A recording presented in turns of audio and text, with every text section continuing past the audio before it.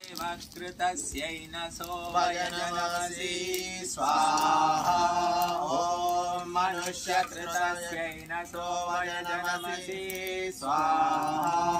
ॐ पितृकृतस्यै न वयनमसि स्वाहा ॐ आत्मकृतस्यै न वयनमसि स्वाहा येन सो वयनमसि स्वाहा ॐ यच्चाहमेनो विद्वाचकार यच्चा विद्वांस्तस्य सर्वस्यै न वयनमसि स्वाहा ॐ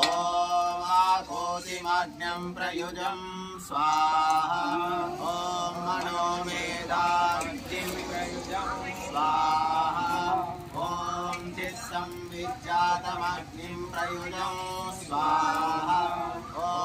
वाचो विद्युतिमग्निं प्रयुजं स्वाहा